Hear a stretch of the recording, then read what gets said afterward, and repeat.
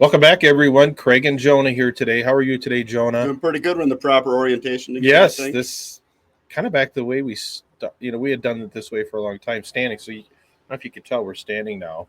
We've recorded in a lot of different locations. Yes, everywhere from school bus to just different buildings. Yeah. So this, I think, will be the setup for a while. So,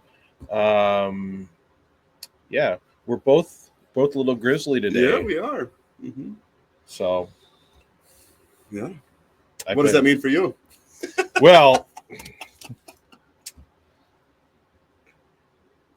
this is, might want to send the kids away for this one here. It's not bad. Let's give it PG-13. Yeah, I won't. So we've been, the last week we've had an opportunity in the mornings when the kids go to school, but the youngest is still asleep. Okay. We hop in the shower together, which is kind of fun. So. All right. Doesn't go anywhere, but it's better than nothing. That's true. Then it's nice you got somebody to clean you in different places. Do a really good job right there. Yeah, right. The only difference is like I'm about a 30-second shower person, and she's like 7 or 8 minutes, and she likes it scalding hot. Okay. So all the memes are true. So you're more of a cold shower guy, is what you're saying? For practical purposes. Just like to be able to feel my skin when I'm done. That's kind of all right. And it's very exfoliating. That burning That's right. sensation. So I usually get her started first. I said, you might as well get going and go ahead. You can start without me. Yeah, exactly. Women take a while to warm up. Yeah. So so maybe so I've been showering in the mornings, and we've been even had a couple. We had our water. We had our water quit yesterday. I was telling Jonah beforehand, and so I have a reserve water tank in my house for those occasions. And I said, well, we probably should preserve water today. So yeah, but then literally, I got in 2 seconds later, and then we had the baby monitor in there, and the 2-year-old thought that'd be a good time to wake up. So I hopped back out of the shower. And this is how long our showers take. I hopped out of the shower, put my clothes back on, went up and got the 2-year-old, got her downstairs, got her diaper changed, put Blippi on the TV for her, got her some chocolate chips. That was good. She wanted a popsicle really bad. And I said, well, we don't have any popsicles. So you're getting chocolate chips. Yeah, chocolate chips. Got Dad's her set up. Lay down the law. Got her set up in front of the TV. Come back, and my wife's still lathering up. Sure, you're moving pretty quickly, though. I wasn't fooling around. That's for sure. Yeah. Just gave her the whole bag of chocolate chips. Yeah, you're right. Busy. Don't let me hear from you for like 10 minutes. So, yeah. So, even we're just trying to do something as simple as that. The products of insemination get in the way. Products of insemination. You probably heard the story. Governor of Wisconsin, I think, was introducing something to change the name of mothers to inseminated persons. God, that's really got a nice ring to it, doesn't it? Yeah, and the thing is that I've inseminated my wife a ton that didn't result in a baby, so I'm not sure. Oh, yeah, that's true. So I'm not sure if the definition really holds up, or if he's saying that motherhood begins at insemination, that does sound like motherhood begins at conception. Ooh. I tweeted that out to Tony Evers, and he never responded to me. Huh? Yeah, that's true. It's he's definitely saying motherhood begins at conception, before implantation and all that. Yep. But even so, insemination is not an endpoint as far as like life goes. I mean, right. Yeah. So I asked my wife what she thought of that, and she was not impressed. I can't even repeat the words that she said. And that was sort of the similar theme over on Twitter. The ladies were like, I wear that title. I pushed a baby out and all that. You're not going to call me no damn inseminated person. And in fairness to Tony Evers, he said that it was to provide protection to people that use IVF. Still, I think you could have easily just written some language specifically for IVF. Maybe put a footnote, instead of changing the whole language of it. But like father was changed to parent, and not inseminating person or ejaculator, or I mean, that's a fine title. They're the sire pollinator. Yeah. I don't know. That is just a goofy news story. I don't know who they're catering to, but anyway, I mean, that is so 2023. Yeah. So times have changed a little bit if they haven't noticed. Right. So my wife, the other day, I think it was yesterday or the day before, she was bemoaning the fact that it's really hard to just even mop the floor in the house because the kids just you got to clear the floor first. And she said, "Why is our floor always so dirty?" I said, "Have you seen all the products of insemination running around?" That's funny. She actually laughed at that. So she's getting either my sense of humor is getting better over time, or I'm wearing her down.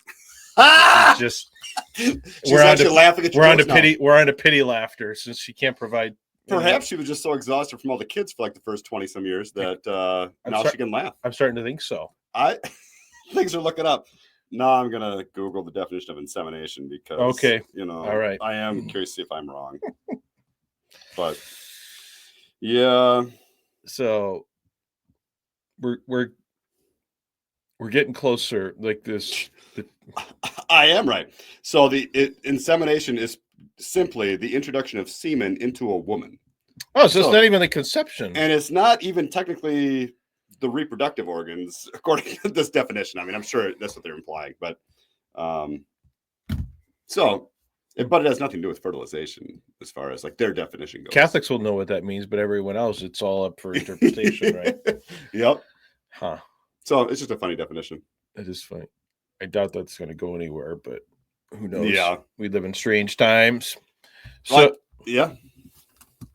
So, last episode, we talked a little bit about how I comment on the fact that for Catholic men, you can move that light if it's in your way. Oh, no, it's fine. For Catholic men, we probably either avoid a lot of conversations or delay conversations because that could impact the availability of intimacy, and that has a domino effect. Can have a domino effect. Any married man who tells you otherwise is probably lying, right? Yeah, or he has a very understanding or thoughtful wife, perhaps. I mean, I don't know. Or an open thinking, I don't know. It's difficult to say how you describe that, but I could definitely see how conflict, because of something you said, led to a lack of intimacy. Yeah, that has happened. Yeah, and if it's been a while, a couple more days feels like an eternity, right? Yeah, you're not saying nothing. So, and I've been reflecting on that actually, but now God's giving us all kinds of opportunity to talk about these things because perimenopause has been been a lot of opportunity for suffering. That's great. Yeah, you should be happy. It just doesn't get any better than this, right? Christopher West would be proud of you. Maybe just taking showers with your wife, and that's it. Do you feel like that causes problems for desire, the showering deal? So that's a good point. So because if it's been a while, that'd be really tough. Or are you able to look purely at your wife without objectifying her? And so that's a problem for me. Like yesterday, it's been a while for us. Just we're going through the desert, and but my wife was doing something in the kitchen. She was wearing a dress, and she looked so beautiful that it was like she was painfully attractive, like painfully attractive, where you just feel the desire, but it just isn't the right time for us right now. And I don't know what to do with that. So is that painful desire concupiscence, or is that a natural thing? Should I painfully desire my wife sometimes? My wife has this she stopped wearing it. This really nice nightgown. She'd love that you're talking about this, I'm sure. using my words carefully. Yep. All right. Since she stopped nursing, things just don't fit as well. And she worries about waking up in the middle of the night and stuff just kind of out. And I'm like, that's the best part of that. So anyway, so you thinking about paying for some plastic enhancement just so that fits? I said, well, we could, we're going to fix that.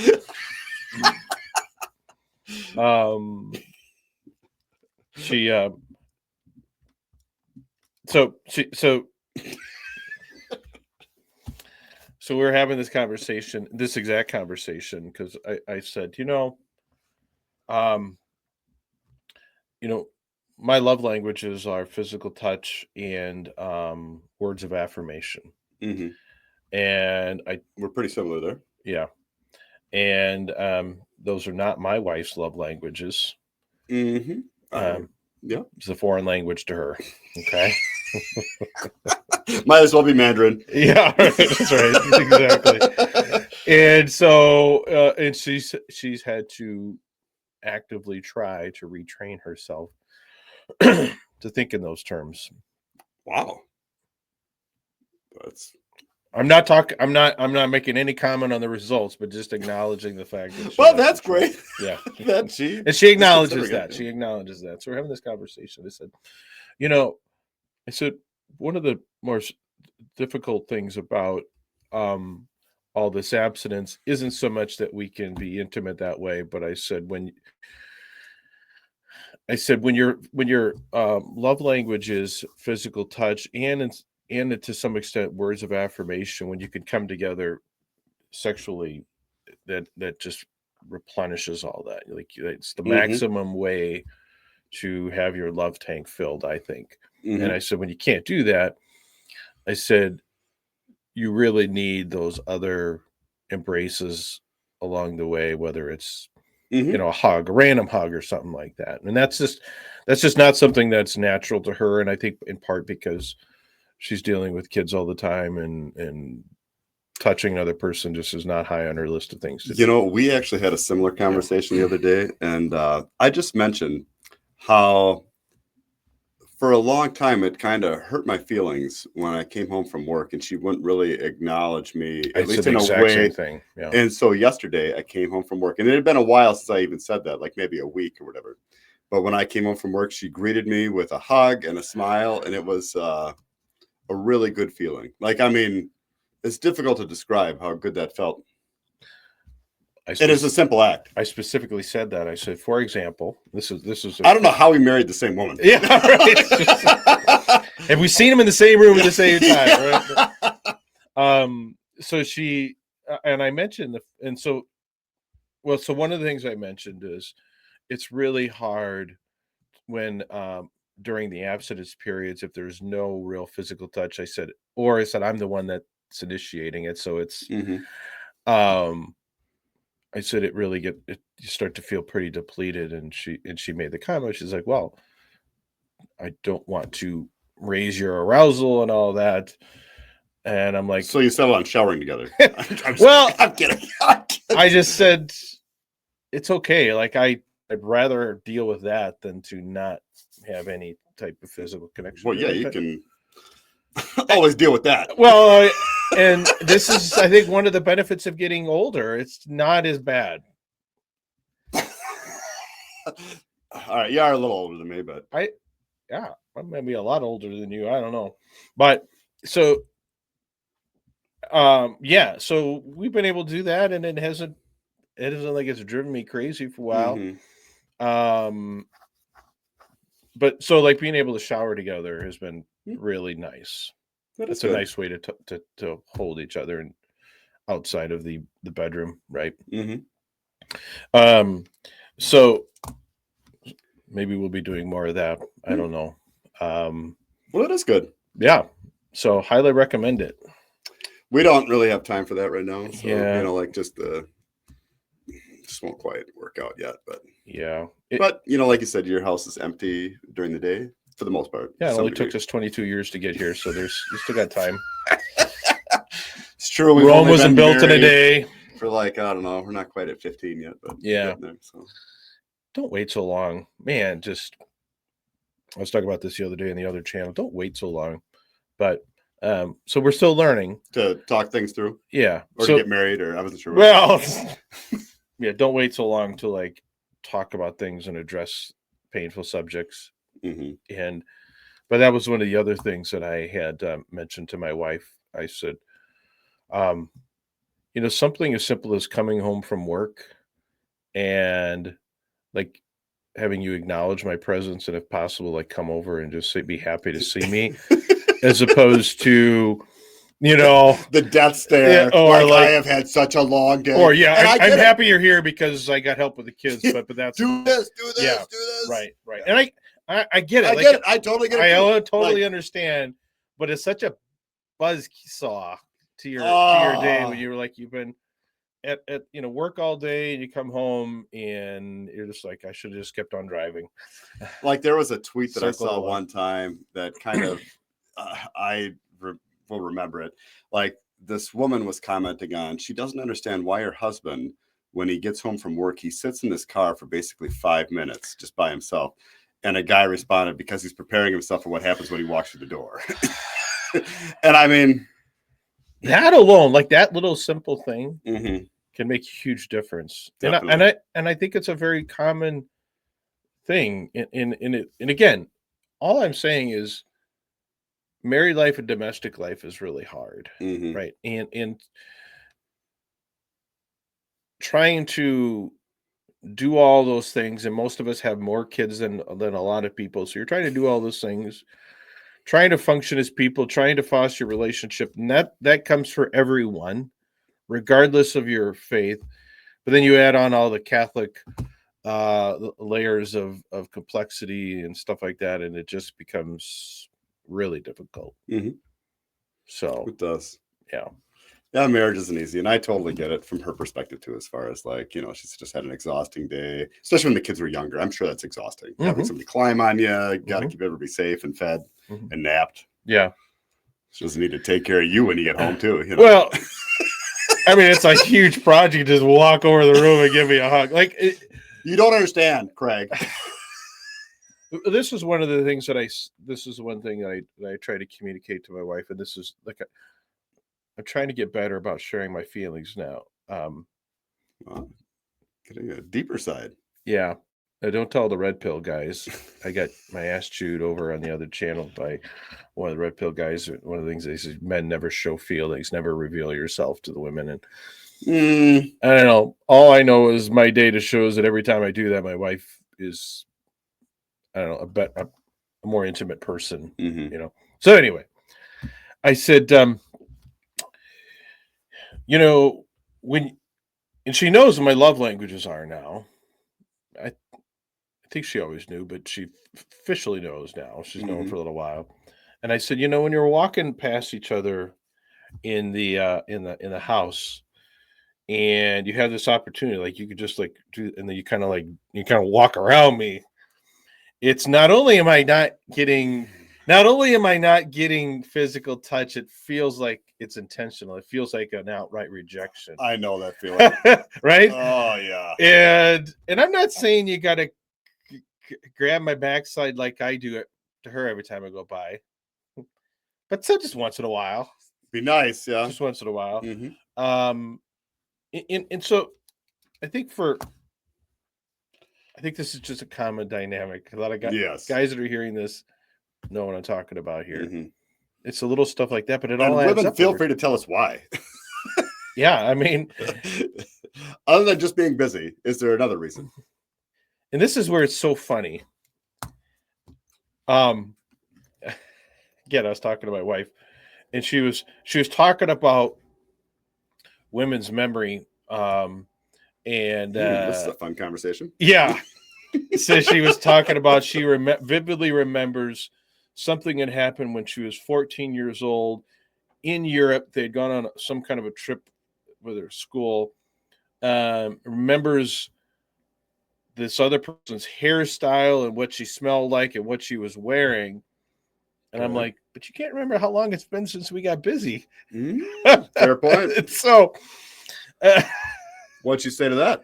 She didn't dispute it. She couldn't dispute it. That's why I said, that's why I carry my phone around. I record it. Not the act. No. Just, I'm not that good of a spy. But I have a, it's a fertility tracking thing that I just use to keep track of where things are at. Yeah. But it's good. So you have actual data to defend yourself. or whatever, incriminate myself. Yeah. I don't know. Yeah. Well, it has to be trusted data too. So. Yeah. User failure. It was a really good conversation, and I kind of joked to her. I says, "Well, don't get mad here," but I said, "It's not like you can take anything away from me anyway." Because all right, so now we're starting to build the arsenals. That's right. Let's see who's going to cave first. Yeah. So, yeah. So mutually assured destruction. Exactly. So, yeah, it's been the other.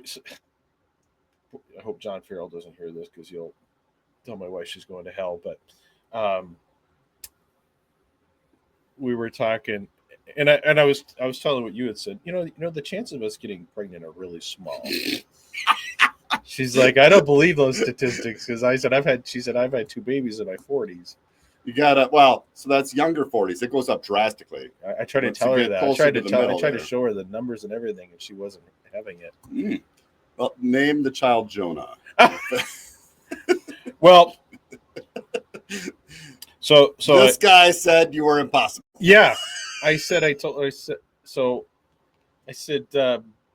what if this goes on for like 16 years? And she's like, well, I'm not going to give God. And she's like, if I, sure as heck, there's a 0% chance, but if we roll the dice, God will. He said, you guys are going to get pregnant. I'm like, bless you. Yeah. And I says, well, hold on a second. If God wants us to have a baby, would you rather do it now or when we're 60? I said, God's got all the time in the world. Well, I'm sure she loved that logic.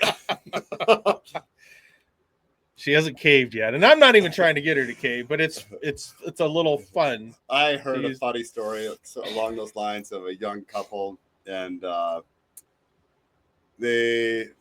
not sure how many kids they have right now, like 7 maybe. And she told her mom that they were having another one. She's like, "Are you crazy?" And they're from a very conservative family, so it's just funny. Yeah. That well, the outlooks people have on having more kids, and even in a conservative, like a very Catholic conservative family. Yeah, I think we've kind of preconditioned people to expect weird stuff from us, but even that, like having a baby at our age would be people would be kind of shocked. A little bit shocked, but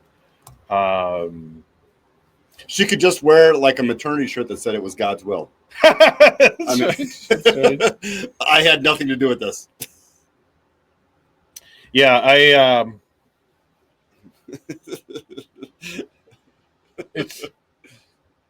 I was telling her, and she actually agreed with me. She was like, "This is where,"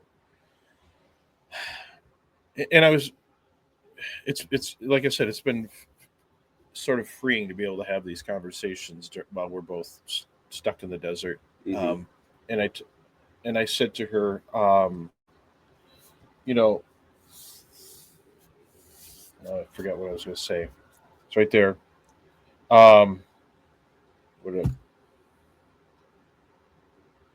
Lost it. This has never happened to us. I know. Happens to every man every once in a while. Yeah. Sometimes you just can't. Bad. Sometimes you just can't perform. Although I did tell her, I said, "You've been trying to set me up with this nutritional supplement or whatever." Oh, I said, I'm kind of a little afraid to do that now. Yeah, you don't want to fire up the engine. No, I said I don't need any. We'll see. Maybe we'll get through this. But it's been a lot of absence. So here's what I was going to say. I said, this is where at our point in our life, we have 9 kids, and we should more sensibly be thinking about becoming grandparents and parents again at this point in our lives. And I said, we're probably in the 99th percentile of Western, people in terms of the number of kids that we have. So I think we've done a pretty good job of honoring our vow to welcome children lovingly from God. And now we're swirling around the matrix of menopause, waiting for that to happen. And I said, our chances of getting pregnant are very small, but they're not zero, right? And would it violate some great cosmic design if we could just use condoms during this time, just to make sure? She actually agreed with me. That doesn't mean we're going to do it, but I said this is where I said this is where the rubber meets the road.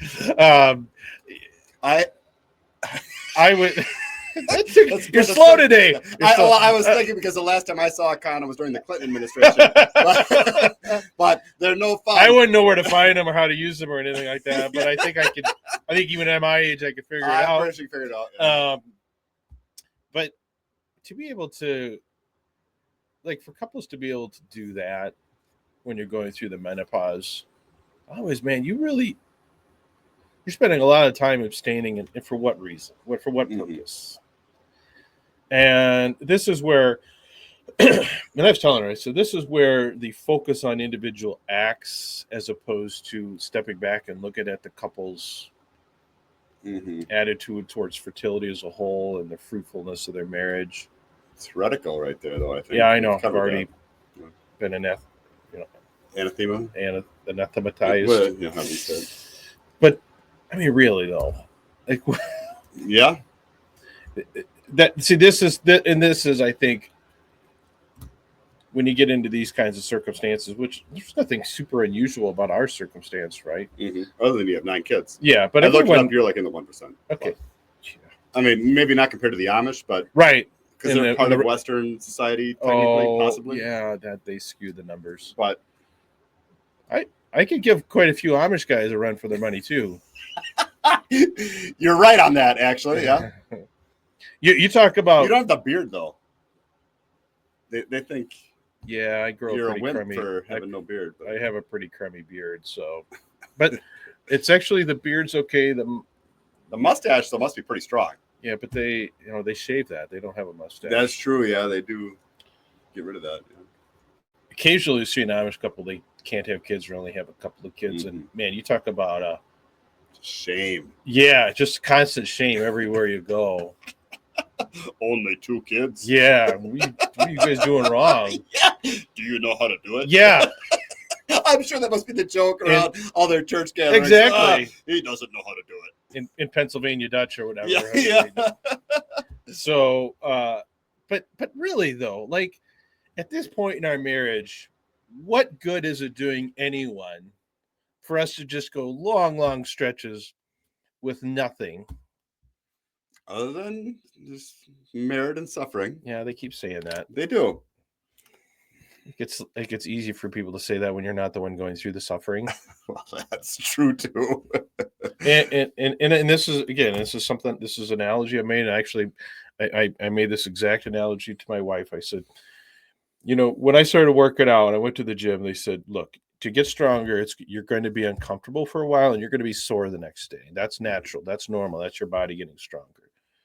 But if during it you're experiencing pain, you're doing something wrong and you're actually harming your body. So recognize the difference between discomfort and harm. I said, I think for Catholics, we don't make those distinctions. Pain is good. Yeah. Yeah. Is there ever a time where there's too much pain? I don't think so. Right. So I think that is a problem, is that we're like, well, yeah, life is hard. Marriage is hard. Cross is part of it. So therefore, you're going through a cross right now. This must be God's will. I don't know that I think is a real. I think that's a real bad attitude to have. It's an easy justification, but I think God also gave us an intellect to solve problems to a certain extent. I think that's where we really diverge from the trad crowd, which I think is becoming more like, well, whatever happens, happens. If it's God's will that we have a bunch of babies, or if it's God's will, or if it's risking the wife's life, it really just takes out the human responsibility for it. It's almost kind of animalistic. It is. It actually is. Now you don't have to think about it, and you just do it whenever. And it's her responsibility. Yeah, right. And from what I can tell, there's a lot of women that like that too. I mean, there's something about the freedom, just not having to be the gatekeeper. Yeah, gatekeeper, or making decisions about whether it's prudent to have another child. You're just like, I'm here, and try to convince my wife of that. Yeah. Don't worry, I've got some materials to listen to. I mean, there's worse. Yeah, I mean, there's worse problems you could have as a husband than that, but yeah, I mean, I don't know. It's just a whole different layer of. This is my liberalized side coming out. I think we have reason, and God expects us to use a little bit, maybe especially when it comes to having more kids. So when that happens, I have no idea how long this perimenopause thing. The thing that bothers me in the back of my mind is, for what you said, like statistically at our age, the chances of getting pregnant are really, really small. But we're taking no chances, right? Life finds a way. Yeah, that's right.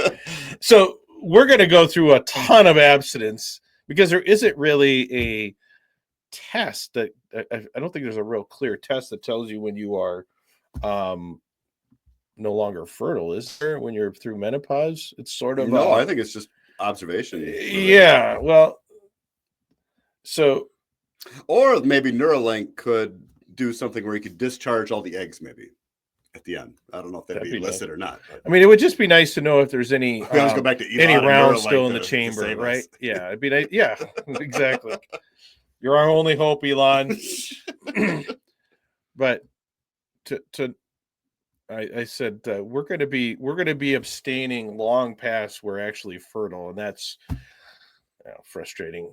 It's one thing to abstain when you have to. It's another thing to abstain when you don't have to. But you don't have any other way of knowing. So that's why. So where you have a less than 1% chance, so why worry? Well, you gave your best that number makes a lot more sense to me than my wife.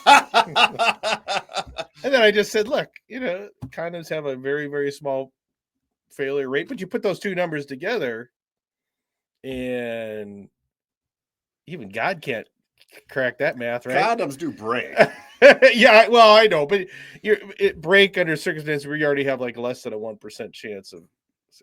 But now my wife would say those two numbers together are 100%. Like, yeah, which I understand why she feels that way. But yeah, so I don't know. I'm an all natural guy. No condoms are coming near me. I'll tell you that. I would if we had. They're not even tempting.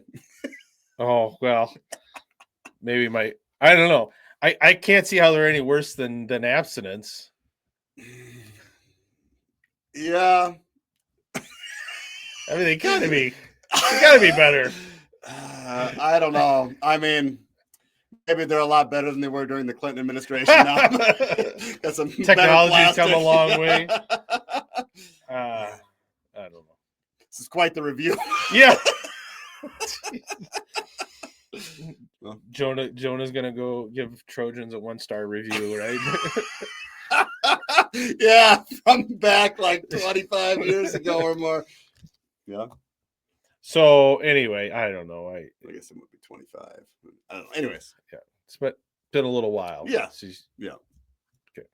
Well, I have no observational experience, so I guess I'm blissfully ignorant. I guess. Yeah.